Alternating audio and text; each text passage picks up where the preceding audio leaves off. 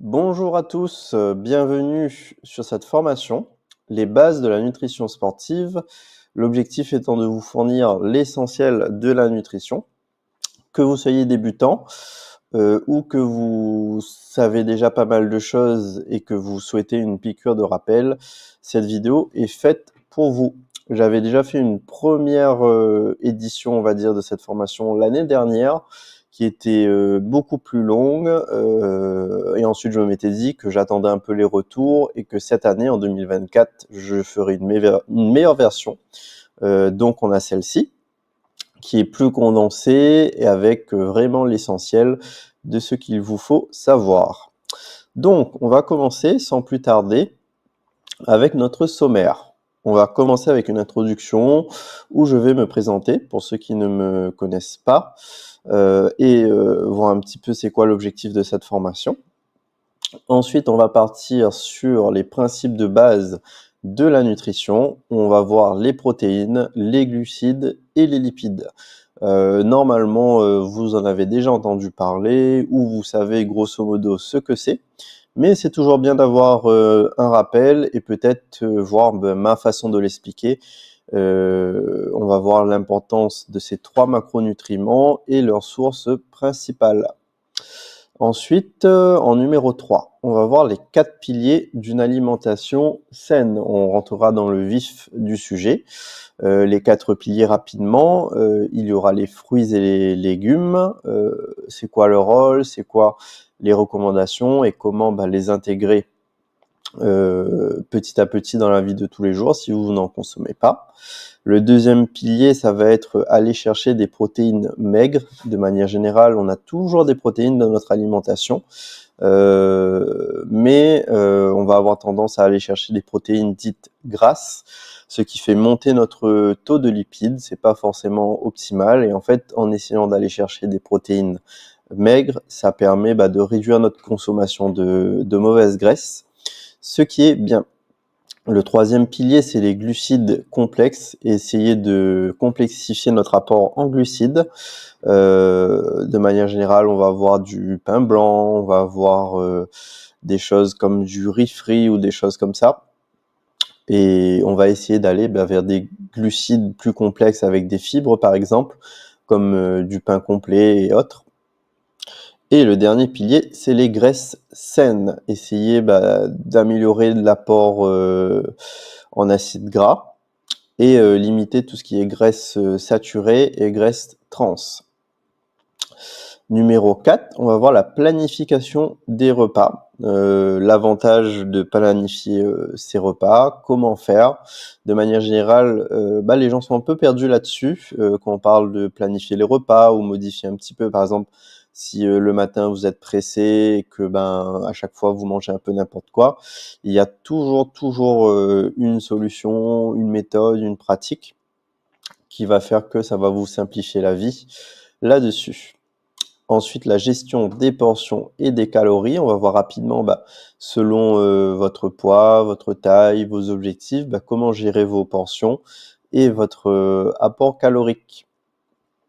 Et on finira par la conclusion. Alors, hop, on part sur l'introduction. Qui suis-je? Donc, je m'appelle José Lito, comme vous avez vu sur la première diapo. J'ai eu un Doug Staps en 2014 qui me permet d'être coach sportif. Ensuite, en 2019, j'ai passé un diplôme spécialisé dans la nutrition avec l'université de Poitiers. C'était un domaine qui m'avait toujours intéressé, mais comme j'ai vraiment voulu pousser ça et que pour moi c'est important de pouvoir conseiller les gens correctement là-dessus à côté du sport parce que ça marche main dans la main, j'ai fait cette formation-là. Donc ça fait 10 ans que je fais ça, que j'accompagne des gens sur le sport. J'ai touché à tout. J'ai travaillé avec des salles de sport, j'ai travaillé avec des particuliers, des mairies, des collèges, des lycées. Mais là, on va rester sur la nutrition aujourd'hui. On va parler de ça principalement, mais c'est pour vous dire, j'ai vu un peu de tout, ce qui me donne une expérience un peu dans la vulgarisation de la nutrition. D'où pourquoi je tenais à faire cette formation-là. Avec l'expérience, j'ai remarqué que ben, c'est beaucoup plus simple de fonctionner ainsi parce que au lieu de faire des consultations, par exemple, et de faire payer quelqu'un 3, 4, 5 consultations ou un suivi, pouvoir faire cette formation-là vous permet d'avoir tout ce qu'il vous faut sur un format qui est gratuit et offert. On va dans cette formation synthétiser tout ce qu'il faut savoir sur l'alimentation saine et comment faire en sorte pour entrer dans un processus pour perdre de la masse graisseuse, renforcer ses muscles et être en bonne santé sur le long terme. Aussi, vous pourrez faire en sorte d'avoir une prise de masse musculaire si votre entraînement est adapté.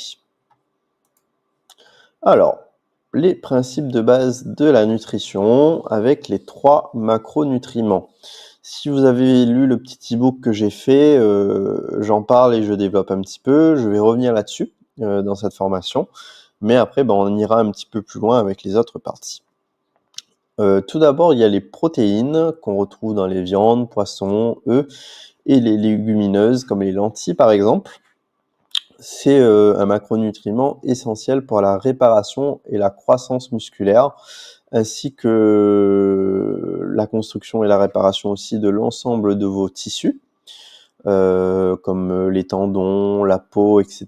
C'est vraiment quelque chose d'essentiel. C'est pas juste pour les gens qui font du sport ou qui veulent devenir musclés. On en a tous besoin. Et c'est important aussi pour de nombreuses fonctions corporelles. En termes de quantité minimum, il vous faut 1,2 grammes de protéines par kilo de poids de corps.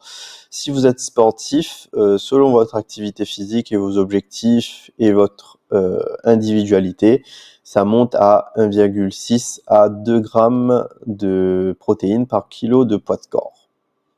Ensuite, on a les glucides qui constituent la principale source d'énergie pour votre corps, ainsi que votre cerveau. Votre cerveau fonctionne avec les glucides.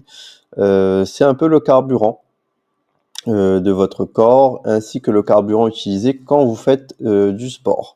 Ça peut avoir une mauvaise réputation, par exemple dans les régimes ou dans les protocoles de perte de poids. Très souvent, c'est les glucides qui vont être visés. Ça peut être efficace sur le court terme, mais sur le long terme, c'est catastrophique parce que votre corps, dès que vous allez réingérer des glucides, après avoir été en manque, en fait, il va compenser et il va pouvoir prendre le double du poids que vous aviez parce qu'il aura peur d'être en manque de glucides à nouveau. Après, on a les lipides. Les lipides jouent un rôle clé dans la santé de vos hormones et la protection de vos organes. C'est aussi ce qui va aider à l'absorption des vitamines, les vitamines A, D, E, etc. Les lipides sont beaucoup plus caloriques que les protéines et les glucides. Pareil, les gens ont tendance à vouloir les éviter entièrement. En fait, c'est toujours un extrême avec les lipides. Soit les gens les évitent complètement, mais du coup, ils ne vont plus consommer les graisses dites insaturées qui sont essentielles à votre organisme, où on va retrouver par exemple des oméga 3, où les gens ne vont pas faire attention aux lipides, vont manger des viandes grasses qui sont riches en acides gras saturés, vont manger des viennoiseries, etc., où on va retrouver des acides gras trans, et là, ça explose. Le taux de lipides, vous allez manger 3 à 4 fois le taux de lipides qu'il vous faut normalement, et c'est ce qui va faire que vous allez prendre du poids ou que vous aurez du mal à perdre du poids parce que vous ne serez pas dans un déficit calorique. Alors, ensuite, il faut savoir que les besoins dans ces 3 macronutriments vont dépendre un peu de votre activité, de votre mode de vie. Par exemple, 2 personnes qui font du sport mais qui ont un travail différent. Par exemple, quelqu'un qui a un travail physique et quelqu'un qui n'a pas de travail physique, ça ne va pas être la même dépense. Aussi en termes de sport, si vous faites un sport purement d'endurance comme de la course à pied par exemple, votre besoin en glucides va être beaucoup plus élevé que quelqu'un peut-être qui fait un sport de force ou du style. Qu'est-ce qu'on peut dire en termes de répartition? Il faut aussi essayer de les répartir convenablement. Protéines, lipides et glucides. En moyenne, Les glucides, on va être entre 40 et 60%. Plutôt 60% quand vous êtes un sportif justement d'endurance ou qui dépense énormément d'énergie. Si vous voulez faire un petit peu attention, vous allez plutôt être sur 40. Et après, protéines, lipides sur ce qu'il reste en pourcentage. Et en fait, l'idée d'une alimentation saine et de la méthode que moi je préconise, c'est d'aller chercher à équilibrer en fait ces 3 macronutriments. On va pas chercher à faire un régime particulier, un régime végétalien, un régime kétogène, un régime sans glucides ou autre. L'idée est d'avoir les bonnes quantités selon ce qu'il vous faut. Et pour le choix des aliments, pour le choix des menus, c'est à vous de le composer. Après, si vous avez quelqu'un pour vous accompagner dans la création de ces menus, c'est mieux. Mais l'idée est de créer vos menus selon ce que vous préférez. La seule contrainte entre guillemets que vous aurez, c'est d'essayer de faire le choix de la bonne répartition. Par exemple, ne pas consommer trop de lipides, ne pas consommer trop de glucides, ni trop de protéines, ni trop peu, ni pas assez, ni voilà. Vous m'aurez compris. Voilà. Je pense que c'est tout. On est bien sur cette partie. On va passer à la suite. Les 4 piliers. Les 4 piliers qui vont vous permettre d'améliorer votre alimentation. Donc, si vous voulez améliorer votre alimentation, par exemple, tout c'est toujours une question de méthode. Dans la méthode que je préconise, on part sur 4 choses. L'idée est d'améliorer ces 4 choses. Vous pouvez commencer par 1 sur 4, vous pouvez commencer par 2, enfin voilà. Essayez au fur et à mesure d'augmenter ces 4 piliers sur le long terme. Si vous faites ça petit à petit, vous allez vraiment avoir des résultats et quelque chose de correct. Alors, tout d'abord, les fruits et légumes. De manière générale, les gens ont tendance à ne pas en consommer beaucoup.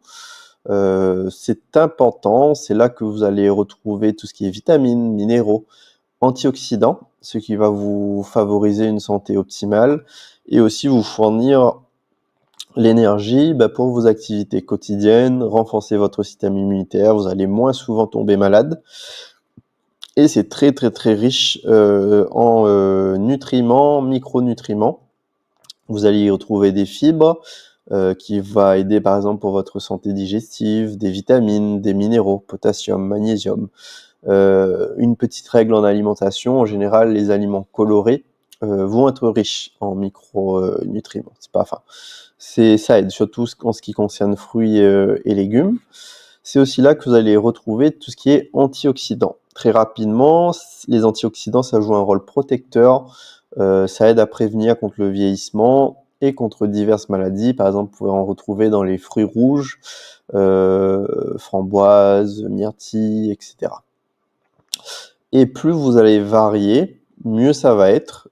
Après, les saisons, ça aide. Il y a des fruits de saison, donc voilà, ça bouge un petit peu.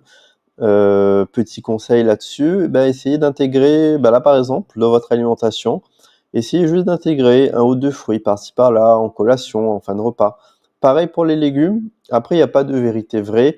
Par exemple, essayez de mettre la moitié de légumes dans votre assiette au repas du midi, au repas du soir, c'est bien. Mais déjà, si vous commencez avec un repas, c'est très bien. Pareil pour les fruits, si vous n'en mangez pas du tout, trouvez un fruit que vous aimez, ajoutez-le le matin, c'est déjà très bien. Et il faut penser à la notion de progressivité et faire les choses petit à petit. L'idée, c'est d'avoir du résultat sur le long terme. Tout changer d'un coup, tenir 4 semaines ou 8 semaines, perdre du poids, être bien, mais ensuite craquer parce que cette alimentation-là est pas tenable sur le long terme, c'est pas forcément efficace. Vaut mieux faire les choses petit à petit et que sur le long terme ça reste et que ça vous soyez bien. Ensuite, le choix des protéines maigres. On avait vu, je vous l'ai dit un petit peu sur les protéines, les glucides, les lipides. Dans les protéines, très souvent, ça va être accompagné de graisse. Par exemple, quand on prend les viandes rouges, tout ce qui est bœuf, agneau et autres, par exemple le saumon aussi dans les poissons gras, vous allez avoir ce qu'on appelle des acides gras saturés. Le problème, c'est que avec les graisses, par exemple les lipides, vous avez déjà aussi un apport en graisse. Et si ça se cumule, ça arrive facilement, vous pouvez dépasser vos besoins. Donc, on va essayer d'aller vers des protéines maigres. Protéines maigres, vous allez la voir par exemple dans tout ce qui est volaille, dinde, blanc de poulet, dans les poissons maigres, où vous avez peu de matières grasses, dorade, cabillaud, etc. si je dis pas de bêtises. Le tofu aussi, et des légumineuses comme les lentilles. Et il faudrait essayer d'aller vers ces protéines-là. En fait, vous regardez l'étiquette quand vous achetez, et pour 100 grammes, il faudrait que vous ayez en général entre 4 et 6 grammes de lipides dans la portion de protéines. Si vous êtes au-dessus de 10, que ça arrive à 15, à 20, c'est que c'est assez gras. Après, bien sûr, vous pouvez l'intégrer quand même dans votre alimentation comme plaisir, mais ça ne doit pas être régulier. Sinon, ça monte très très vite et vous dépassez votre besoin en lipides, et c'est ça qui va emmener à une prise de poids, sans parler sur le très long terme les risques de maladies cardiovasculaires, etc. Ensuite, les glucides complexes. Donc, il y a différents types de glucides. Pareil, si vous avez lu le petit e-book que je propose, vous avez la notion d'index glycémique. Chaque aliment qui contient des glucides n'est pas équivalent.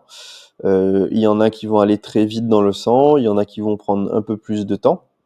Par exemple, tout ce qui est patates douces, pain complet, des choses comme ça va avoir un index glycémique faible. Le riz basmati, un index glycémique moyen, les bananes, etc. Ce qui est plus intéressant, parce que l'énergie est plus durable, c'est mieux pour votre taux de glycémie, et aussi ça va vous permettre d'avoir une sensation de satiété plus longue. Par exemple, si vous mangez des glucides rapides, par exemple des bonbons, des sucreries, etc., vous allez avoir faim très rapidement après. Et aussi, pour la performance physique, c'est toujours mieux les glucides complexes. Après, vous pouvez manger des glucides simples autour de l'entraînement en général. Après, ça, c'est une autre question. Et aussi, pour gérer votre poids, ça va être un bon choix de choisir des glucides complexes. Alors, je regarde. Pour les graisses saines et la modération des graisses saturées. Il faut savoir qu'en fait, on a 3 types de graisses. On va avoir les graisses dites insaturées. C'est des graisses essentielles à notre corps. On va les retrouver, par exemple, dans certaines huiles. Il faut ces apports-là. Ensuite, on va avoir les graisses saturées. De manière générale, on va les retrouver dans les viandes animales, par exemple, c'est des exemples. J'essaie de ne pas trop faire durer la formation. Et ensuite, on va avoir les acides gras trans. Les acides gras trans, c'est les mauvaises graisses. On va les retrouver dans les sucreries, les viennoiseries.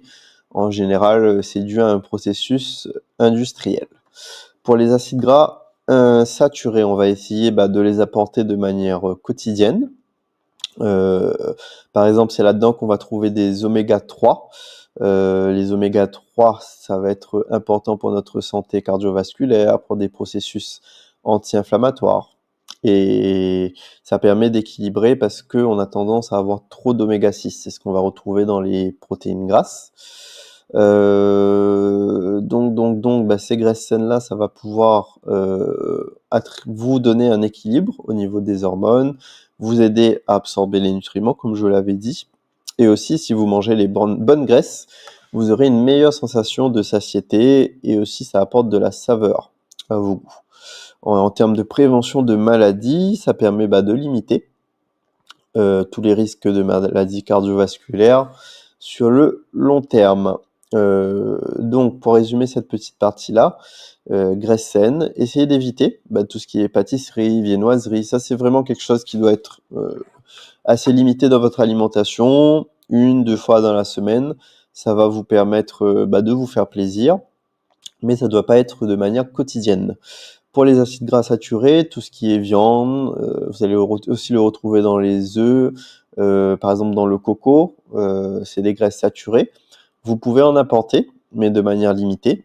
et aussi et après ensuite les acides gras insaturés, ça c'est des choses essentielles. Par exemple, vous allez le retrouver dans des huiles. Alors là, voilà, je n'ai pas les choses en tête, je vais pas vous dire de bêtises, ce sera un autre sujet, mais après voilà, vous pouvez retrouver ça facilement sur internet et vous pouvez me poser la question. Vous aurez mes contacts en fin de vidéo. On passe à la suite. Ensuite, on va parler de la planification des repas. C'est quelque chose d'important.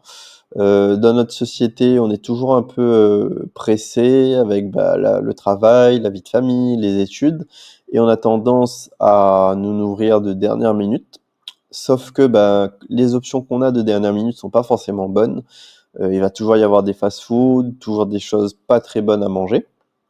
Donc le fait de planifier ses repas, ça va permettre de gagner du temps et éviter les décisions de dernière minute. Ça optimise aussi les courses qu'on va faire, ça évite d'acheter des choses dont on n'a pas besoin et on passe moins de temps en cuisine au final. Ça permet aussi d'avoir un meilleur contrôle sur les portions.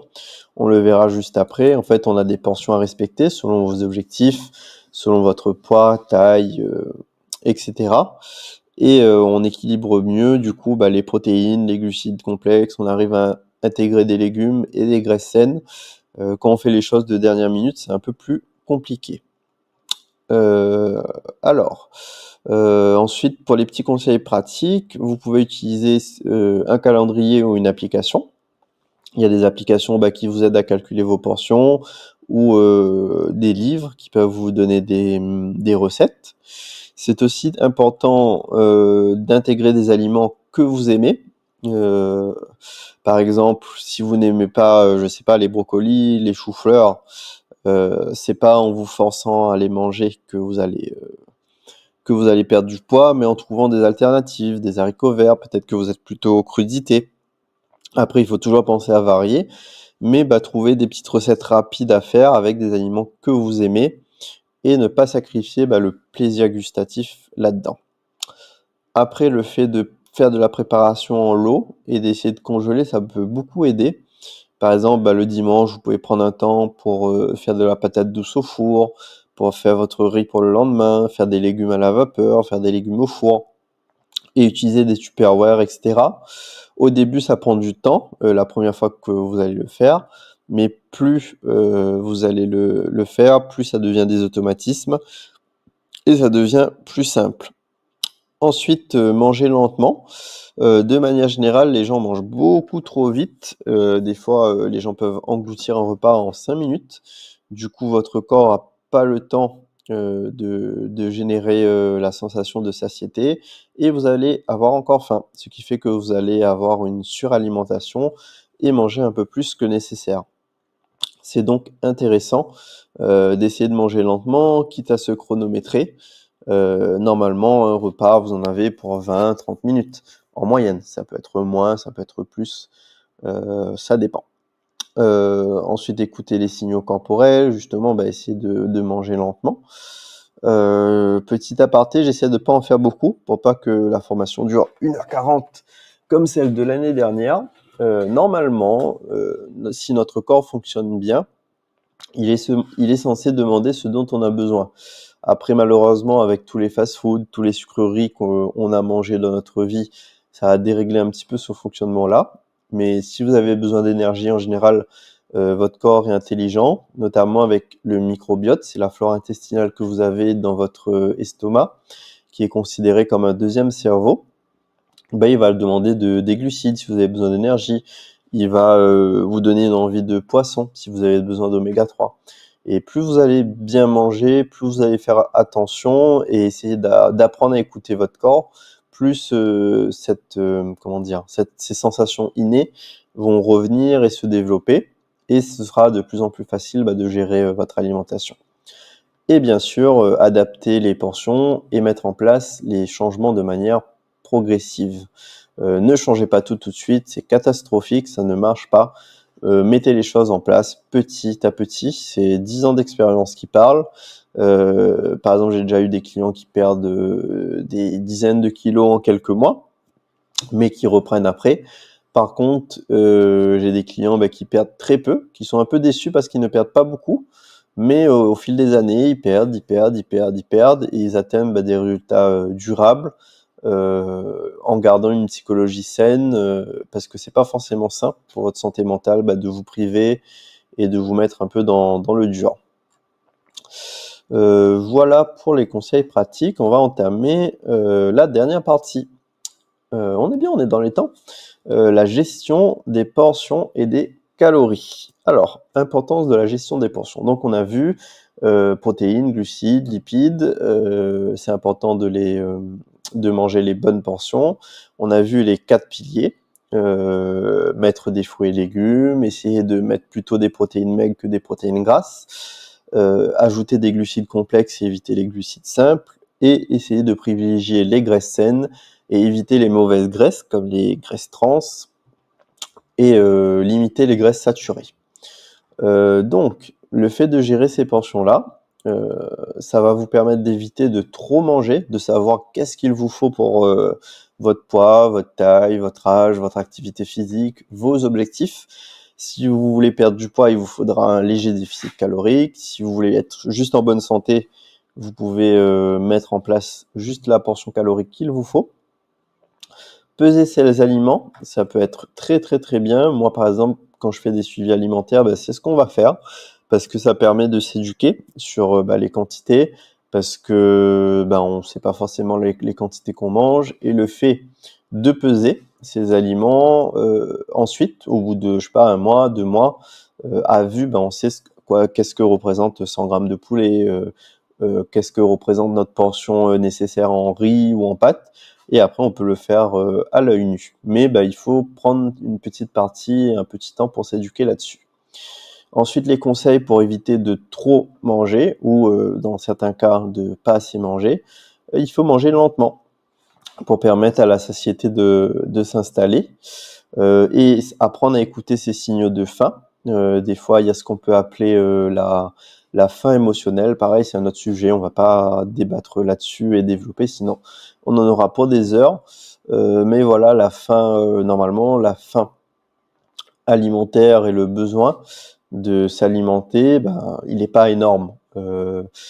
Très souvent, la faim qui vous gêne, qui vous fait trop manger, c'est souvent par exemple une faim émotionnelle, par exemple. Et ensuite, à savoir ajuster les portions en fonction des besoins individuels. Sur les besoins caloriques personnalisés, pareil, par exemple, un homme qui pèse 70 kg, sportif, il va avoir besoin environ de 2500 à 3000 calories selon son activité physique. Une femme plutôt dans les 1500 à 2200 peut-être. Par exemple, un sportif d'endurance, il va facilement aller dans les 4000 calories par jour, parce que voilà quoi, ça consomme énormément. Après, si vous voulez prendre du poids, il va falloir être en surplus calorique. Si vous voulez perdre du poids, il va falloir être en déficit calorique, tout en faisant attention aux protéines pour ne pas perdre de la masse musculaire. Ce n'est pas ce qu'on veut. Voilà. Ensuite, voilà, on arrive à la fin. On en a eu pour 30 bonnes minutes. On va conclure un petit peu. Je vous fais un rappel rapide. Donc, qu'est-ce qu'on a vu un petit peu? On a vu en partie 1 les macronutriments et le rôle. On a vu que les protéines, c'est pour la réparation et la croissance musculaire. On a vu que les glucides, c'est ce que vous utilisez comme source d'énergie. Et les lipides vont permettre une bonne santé hormonale et de protéger vos organes. C'est important d'essayer de faire des choix alimentaires variés, tester de nouvelles choses, faire en sorte d'équilibrer ces 3 macronutriments-là, et sélectionner des aliments qui vont être riches en nutriments, par exemple tout ce qui est fast-food, etc. C'est très bon au goût, c'est très bon pour se faire plaisir, cependant ça va être assez pauvre en micronutriments. Ensuite, on a vu que il faut essayer d'avoir les 4 piliers, les fruits et les légumes, le choix des protéines maigres, essayer de sélectionner des glucides complexes, faire attention au choix des graisses, éviter les graisses trans, privilégier les acides gras insaturés. C'est beaucoup de répétitions à l'alimentation, c'est toujours les mêmes choses, mais on répète. Après, essayer de planifier ses repas, C'est un gros plus. C'est pas évident au début, mais il faut essayer et mettre en place des petites astuces au fur et à mesure. Après, au niveau de la gestion des pensions, essayer de personnaliser un petit peu les pensions en fonction de vos besoins à vous. Et voilà. Donc, écoutez, j'espère que vous avez aimé cette petite formation de 30 minutes du coup sur l'alimentation, que les principes que vous allez essayer de les appliquer. Comme je vous ai dit, c'est pas forcément évident, ça vous fait sortir de votre zone de confort, mais ça ne peut que vous être bénéfique. Si vous faites du sport, ça va vous aider dans votre pratique sportive. Et si vous voulez perdre du poids ou autre, c'est ce qui va vous emmener des résultats. Le sport, ce n'est pas assez. C'est juste un outil, mais c'est vraiment l'alimentation qui va aussi vous aider à gérer un peu cette balance et pouvoir être en déficit calorique. Le sport permet d'augmenter votre dépense, mais c'est grâce à l'alimentation que vous allez réussir à être en dessous. Et soyez progressif surtout, n'essayez pas de tout changer. Faites les choses petit à petit. Voilà, vous avez mon mail, vous avez mon Instagram, mon numéro WhatsApp. N'hésitez pas à me contacter. Je propose aussi des suivis nutrition où en fait on essaye de faire tout ça. Par exemple, la création de portions adaptées pour vous, créer des menus alimentaires. En fait, on travaille ensemble pour faire ça pour vous. Après, j'essaie de plus en plus de créer de contenu. Là, j'avais fait le petit e-book. Je refais cette formation, je la remets à jour. Et on va essayer de continuer comme ça. Et voilà. Écoutez, très bonne journée ou soirée à vous, dépendant du moment où vous me regardez. On se dit à très bientôt. Ciao!